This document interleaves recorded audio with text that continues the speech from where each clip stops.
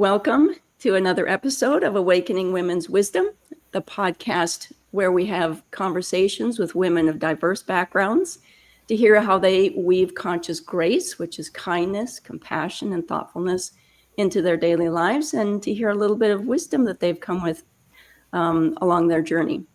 I'm Rebecca. And I'm Laurine. Welcome back to the show. I'm excited to welcome Vee to the show. Looking forward to hearing all the wisdom that she's garnered along her journey. I'll toss it back to you, Rebecca. I'm sure you're looking forward to introducing her. Yes, this is Vee Alexander, and I met Vee several months ago when I started singing in a threshold choir, which is something beautiful in itself. People singing bedside to people who are near the threshold. And I found that Vee had a warmth and depth of heart that resonated the first time we sang together. And I'm very happy to have Vee here to share a little bit about what she does when she's not singing. So would you share a little bit about yourself, Vee? Thanks, Rebecca. It was really resonating for me too to meet you. It's a choir full of very heartfelt, mostly women. Yes. I have had a pretty eclectic life. I'm older than I look, people tell me, because I go back a long way. And I am currently a marriage and family therapist and largely dealing with grief. I have lived in different parts of the world, was married for 46 years actually, and have children and grandchildren who I try to visit as often as I can. I don't know really what else to say about my life right now. It's as a person who's usually of retirement age, I'm still working, and I think that being able to do therapy as an older person is a gift that we give each other, that we can do that. So I'm just kind of waiting each day for what comes along next. And you're the one that came now. You and Laurine. Yes. That's great. I really love what you just said. It strikes such a chord about being older than you look. I get that too, being 61. But as we get older, we have garnered a lot of life experience and wisdom. And to be able to share that with people who are on a path that we have been, that we've experienced, that we've learned things from, is just a beautiful thing, because we can learn things from experience and we can learn them from knowledge, and blending those as a gift is beautiful. So how did you get started working as a counselor?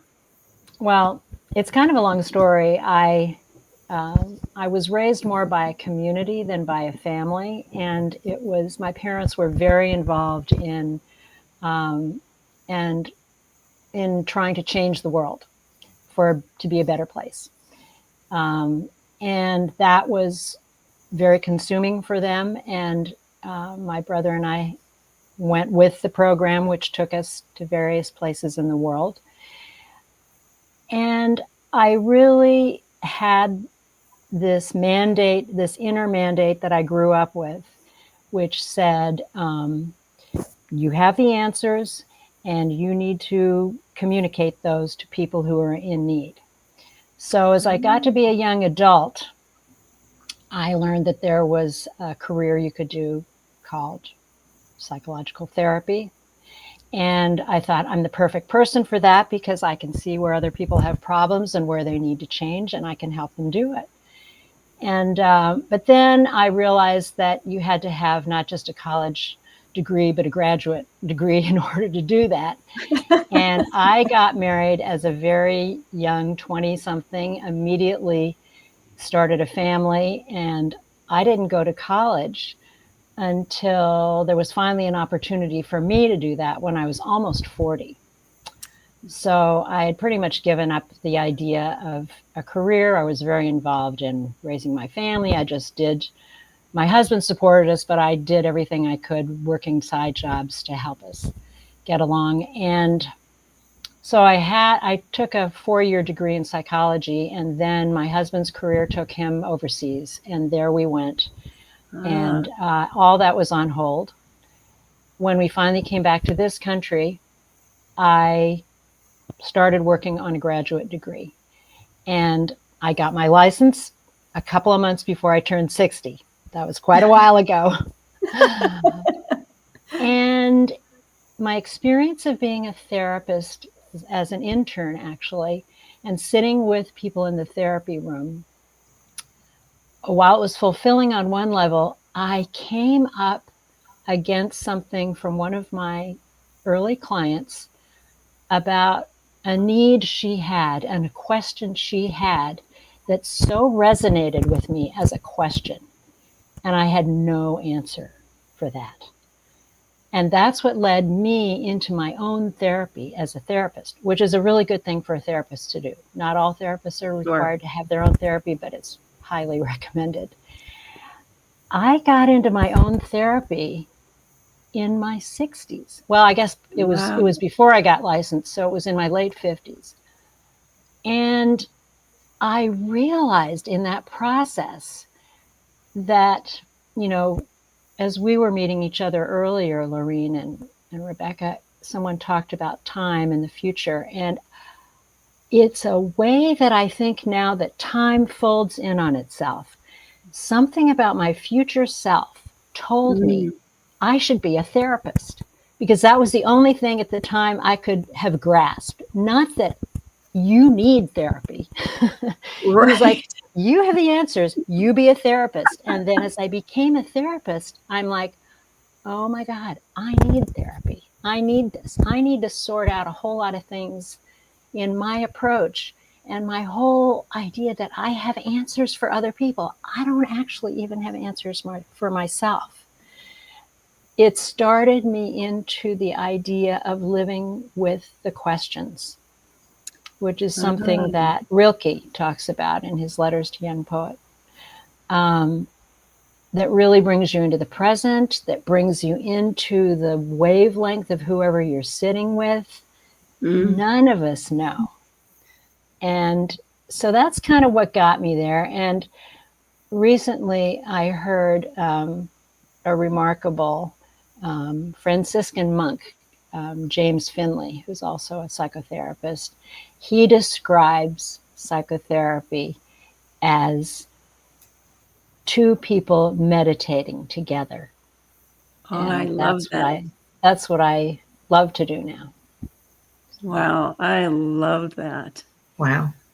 Can I just acknowledge the amazing grace that you carry and the gentleness, and yet I see this tremendous strength in you, that you have really achieved a beautiful balance of the beauty of what a human being can have and carry, but also the grace of just being this loving woman, acknowledging yourself, seeing yourself.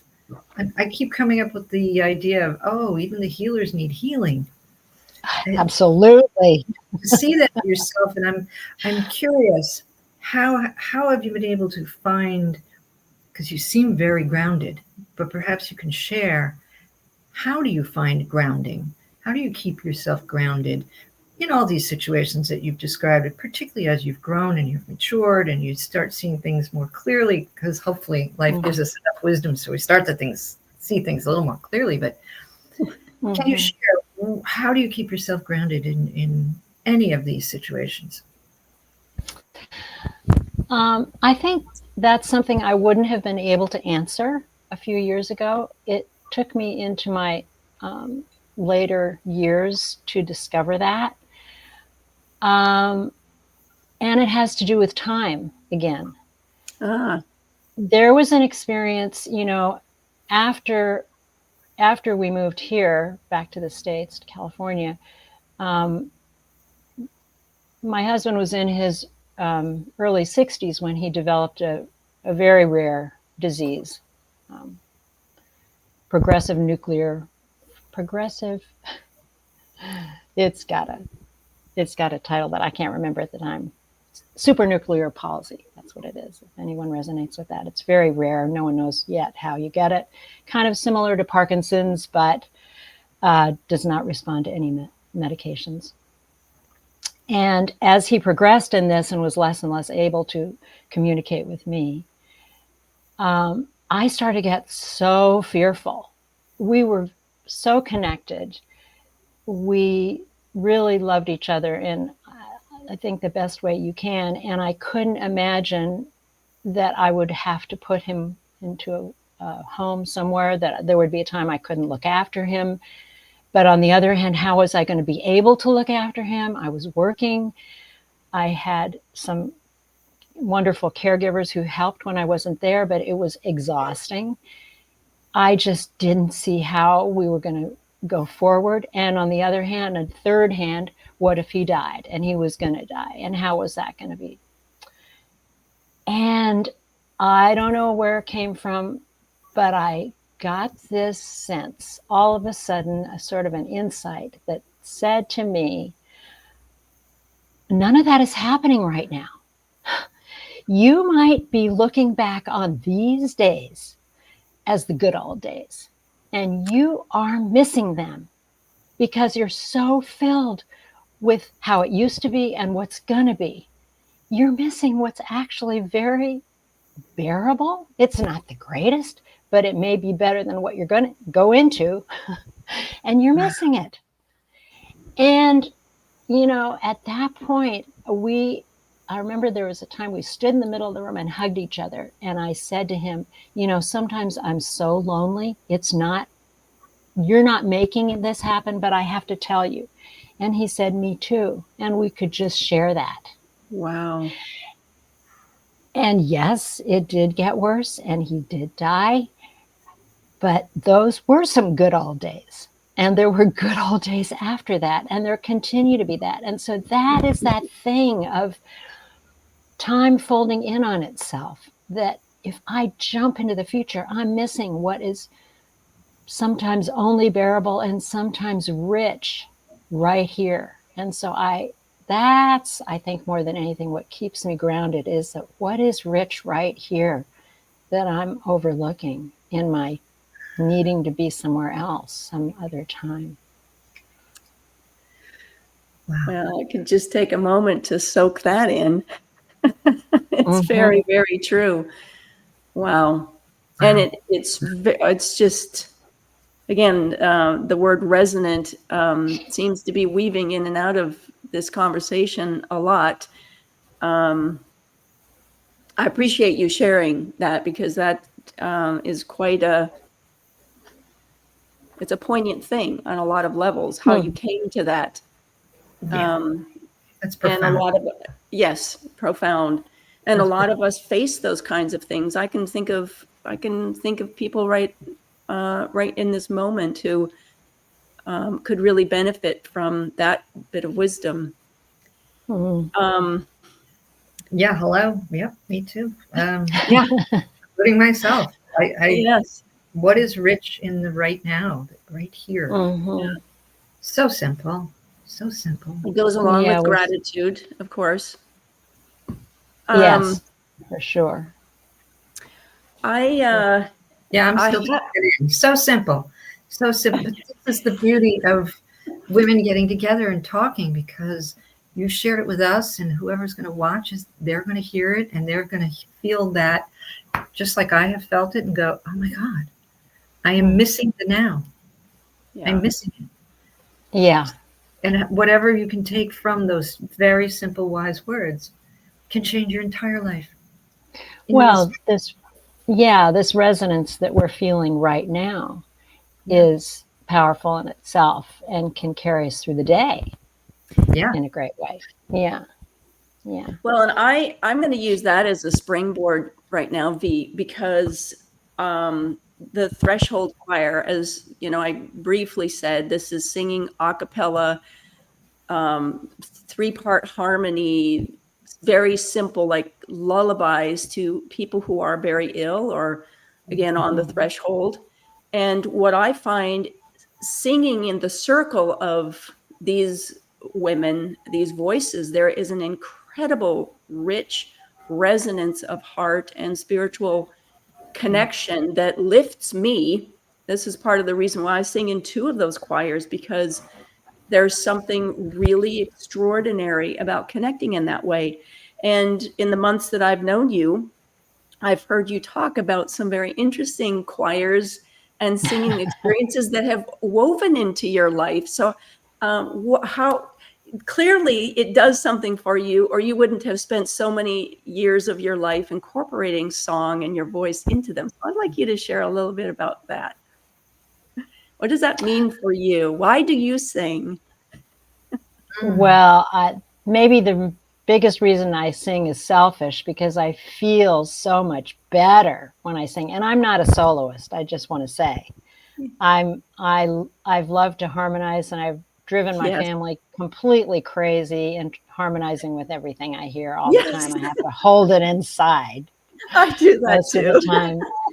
But there's an energy in music, isn't there? And in my youth, I kind of fell into this to a traveling show called Up with People, which was it was multinational, and it was all about spreading great vibes and motivating people to be their best selves all over the place.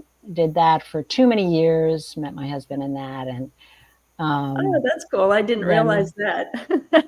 Yeah. And then living in England, I joined an a cappella choir of expats in London for a few years, which was a whole new experience. And we sang just at venues and stuff. But that the vibe you get and the energy that comes through when you're harmonizing together is just, it's so powerful. Yeah.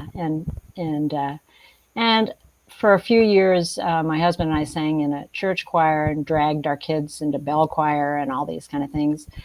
And I remember, coming home on a Thursday night, it was just like we'd been working all day doing whatever we were doing and exhausted, and we drag ourselves to choir and come home and we would just be like unable to sleep. It would just pick you up so much.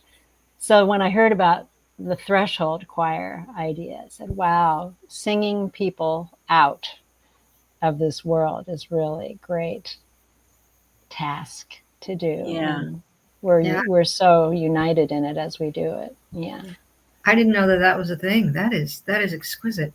That is the Threshold Choir. Yeah. And it's become international. It's all over the country. How beautiful. And, and you mentioned about singing as people are on that threshold out. There's a young woman who sings with us who just had a baby and often would sing a threshold song while she was pregnant, and we would sing it in the circle all together, and we sang it to her and recorded it when the baby was born about you are so loved. So these songs they're simple but so pure, and when the harmonies come in, you just feel like you're being cascaded by love. It's just really incredible blessing to be a part of that. Yeah. That's beautiful.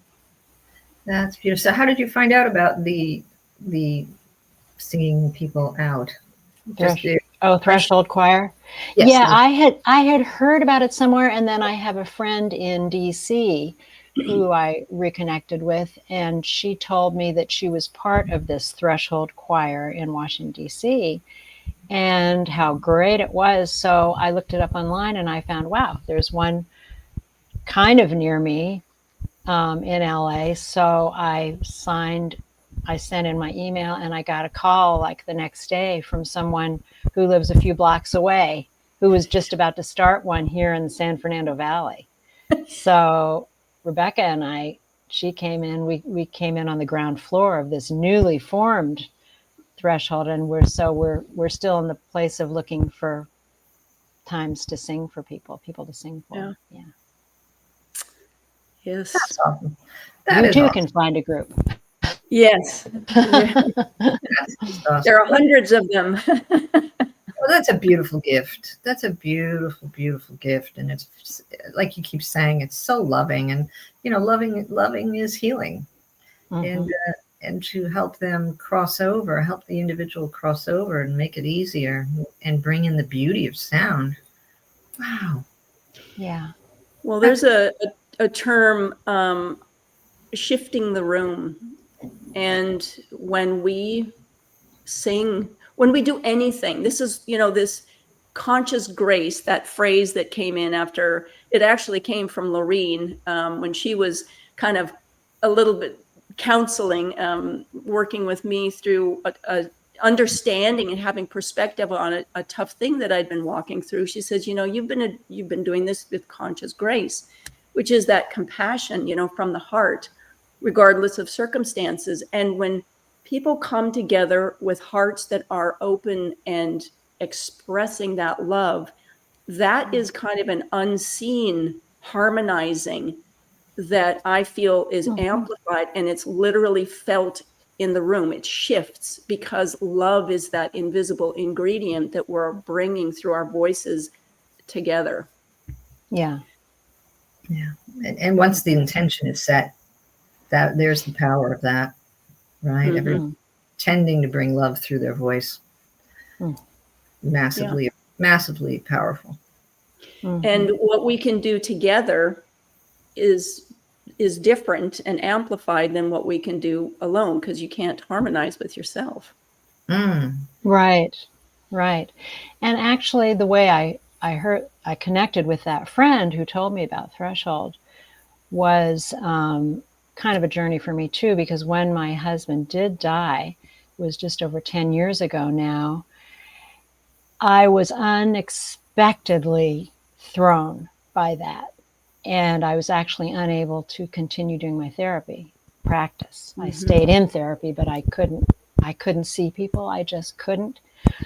And so I referred my clients out to other good therapists. And I just spent it turned out to be 8 years of working through my own grief. It was like my fallow years, I call them now, but of journaling and sitting with it and letting myself be overwhelmed by it. And I wasn't just grieving all those 8 years, but the first year certainly, and into the second. But I say 8 years because I couldn't even consider going back to the work that I had thought was my calling to do. And then 8 years later, I said, I need to sit with people who are in grief. And I'm saying that because over those 8 years, dear friends of mine began losing people who were close to them. And one of the people who did was this friend in DC who I kind of knew her. We hadn't really been that connected. But it meant so much to me to connect with other people who had had a loss like mine. And then to be able to tell them, I don't know exactly how you're feeling, but here's how I felt. And I get how hard it is for you. And this resonance started to happen between, yes, I'm feeling, it's like the whole world goes on spinning and I'm frozen and I can't move. And it's never happened like this before. And that became such a powerful thing for me, of wanting to connect with people who are grieving and feeling not just resonance, but feeling some kind of a rebirth in doing that. So that's how I found about Threshold. And that's eventually what led me back to doing my own, having my own practice as a grief specialist.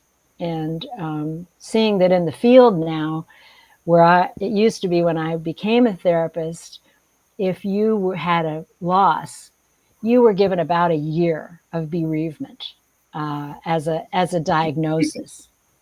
And after that, you had to be given some kind of a diagnosis of depression or anxiety that was overwhelming, that it wasn't about the loss. And now there's been a lot of understanding come into the field of therapy. Hey, people just don't get over the loss of a dear one in some specified amount of time. It's something we Yeah. carry for the rest of our lives. So acknowledgement of that, and walking with people through their grief. And one of our songs at Threshold Choir is Ram Dass's thing of walking each other home, walking each other back home. Yes. But walking through that with people. So Yeah. that becomes something that I am inspired by now.